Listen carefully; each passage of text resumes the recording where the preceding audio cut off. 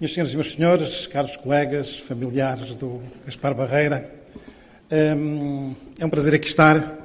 Eu começo por agradecer ao Mário, de um modo muito particular e nada circunstancial, o convite que me fez para falar de Gaspar Barreira e Braga. Porquê? Porque Gaspar Barreira nasceu em Braga e porque o Gaspar foi muito importante para o desenvolvimento científico da cidade e da região nos últimos 20 anos. De facto, numa vida de quase 80 anos, os primeiros 20 e os últimos 20 estão ligados à cidade de Braga. O Gaspar nasceu e viveu a sua juventude no número 60 da Estrada de São Martinho. Uma casa grande a cerca de 1 quilómetro de uma das principais praças da cidade, que muitos conhecerão, o Campo da Vinha.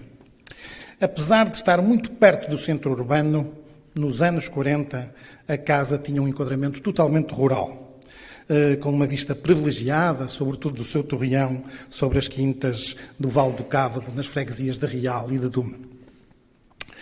Aquela zona é de uma grande riqueza histórica. O traçado dessa estrada é, de facto, o traçado da Via Romana 19, que ligava a Bracara Augusta, a Lucus Augusti e agora Lugo, sendo uma das principais artérias da Galécia Romana. Muito próximo da casa também estão as ruínas do Mosteiro Suevo de São Martinho de Dume, do século VI. O São Martinho, além de uma figura relevante, histórica e eclesiástica, está connosco praticamente todos os dias, porque ele foi o responsável pela designação que temos para os dias da semana em português, da segunda-feira e da terça-feira, diferente de todos o resto das línguas que conhecemos, ou pelo menos europeias. Também perto daquela casa, está o Mausoléu de São Frutuoso, um importante templo paleocristão construído pelos visigodos no século VII. E certamente que o Gaspar ali passeou e brincou, porque no final dos anos 30 aquele espaço teve uma intervenção do Estado Novo que removeu parte do convento franciscano do século XVI que envolvia a capela e, portanto, tornou aquele sítio um sítio visitável e de certeza, porque ele era tão perto daquela casa, de certeza que ele por ali andou nos seus tempos de juventude. Certamente que também brincou na zona da Pedreira do Castro Máximo, mesmo atrás da casa, e onde hoje está situado o Estádio Municipal, que é uma obra-prima do arquiteto Souto Moura. Num caminho de 1500 metros, passando pelo bairro da Misericórdia, Puxa, porquê que isto toca?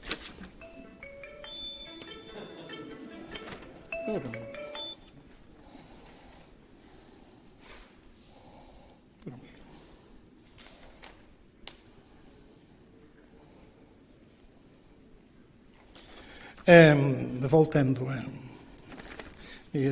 ao assunto. Num caminho de 1500 metros, passando pelo bairro da Misericórdia, que na altura era um bairro social em construção, nos anos 50, e depois pela zona das Palhotas, hoje a Avenida Artur Soares, e pela Igreja de São Vicente, chegava certamente ao Liceu Sá de Miranda, onde teve a sua primeira imersão no mundo da física. No passado fim de semana fiz esse percurso e descobri que a doçaria de São Vicente, a das Paciências e dos Fidalguinhos, fechou recentemente. De certeza que o Gaspar, como todos os que estudamos no Sá de Miranda, deve lá ter parado muitas vezes. Provavelmente do Sá de Miranda terá descido também muitas vezes para o centro da cidade, pela Rua dos Chãos, passando a enfrentar a Arcada, onde está o seu então preferido café, o Astória. E depois entrava na Brasileira, onde o pai, Félix Barreira, gostava de ouvir caçadores e pescadores numa mesa da sala principal, junto à escada que dava para o andar superior.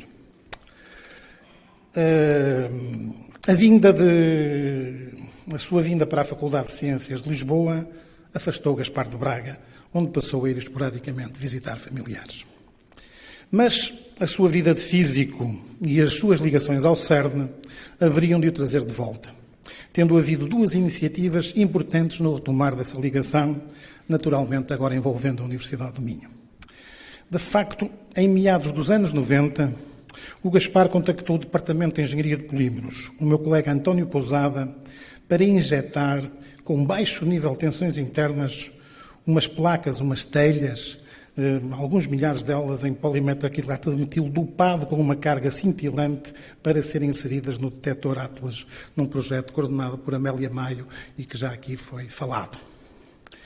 Foi neste âmbito que falei pela primeira vez com ele. Aliás, mais recentemente, agora nos anos de 17 e 18, o Gaspar voltou a agilizar um contrato de prestação de serviço entre o CERN e a Universidade do Minho, agora sob a degradação de isolamento de cabos elétricos, que, como sabem, no CERN existem muitos milhares de quilómetros. A outra iniciativa muito importante para a aproximação do Gaspar à Universidade, a Braga e à Universidade do Minho foi, também aqui já referida pelo Rui, a computação grid. Um processo em que o LIP e o entusiasmo do Gaspar foram decisivos, com a criação de uma rede nacional, na qual a Universidade do Minho, através do Alberto Proença e do António Pina, participou ativamente. De facto, a FORF, a Iberian Grid Conference, foi realizada em Braga em 2010. Por essa altura, por 2010, portanto, há cerca de 10 anos atrás, o António Onofre passou a integrar o corpo docente da Universidade do Minho e nucleou um grupo de física de partículas. Apoiado pela energia e determinação do Gaspar, esse núcleo havia de dar origem ao Polo LIP do Minho, formalizado em 17 de dezembro de 2010. O respectivo protocolo foi assinado pelo Gaspar, em representação do LIP, e por mim, então recente reitor, na cerimónia do Dia da Universidade, presidida pelo ministro Mariano Gago. Mais tarde, numa ocasião em que José Mariano Gago comentava o sucesso daquela iniciativa, o Gaspar segredou-me de um modo conspirativo. No início, o José Mariano não via nada bem aquela coisa de criar um polo do LIP no Minho. Mas só me disse a mim. Desde então, o polo desenvolveu-se rapidamente em número de pessoas e em resultados. Hoje são mais de 40 pessoas e certamente que os notáveis esforço e talento do António Onofre e do Nuno Castro foram sempre alavancados pelo Gaspar e agora, mais recentemente, também pelo Mário Pimenta. Neste contexto, foram realizados vários eventos ligados ao CERN ou à física de partículas na Universidade do Minho, todos envolvendo o Gaspar. Quase todos os anos, desde aí, portanto, nos últimos 10 anos, existiram conferências internacionais, das quais eu vou citar apenas duas, as mais importantes, a CERN School of Computing em 2014 e o 10th International Conference on Top Quark Physics em 2017. E o Gaspar sempre presente e sempre muito envolvido na organização. Para além deste grupo ter levado ao efeito muitas iniciativas de divulgação científica para estudantes do ensino secundário, tema que também era especialmente caro ao Gaspar Barreira. Tiveram também lugar no Minho comemorações dos 60 anos do CERN, vimos ali uma fotografia há pouco, em 2014, e as comemorações dos 30 anos da adesão de Portugal ao CERN. Estas com a presença do diretor-geral Ralph Dieterauer e de Mariano Gago. Iniciativas que deixaram o Gaspar especialmente satisfeito. Assim, nos últimos 8 ou 9 anos, o Gaspar passou a ir com frequência à Braga. Gostava de ficar na albergaria da Senhora Branca, uma praça muito carismática, hoje no centro da cidade, mas quando foi criada na antiga saída este da cidade. Gostava de percorrer a Avenida Central e parar para tomar café na Brasileira, na mesa onde o pai também se sentou. Por vezes, seguia mais um pouco pela Rua do Souto e visitava-me na reitoria.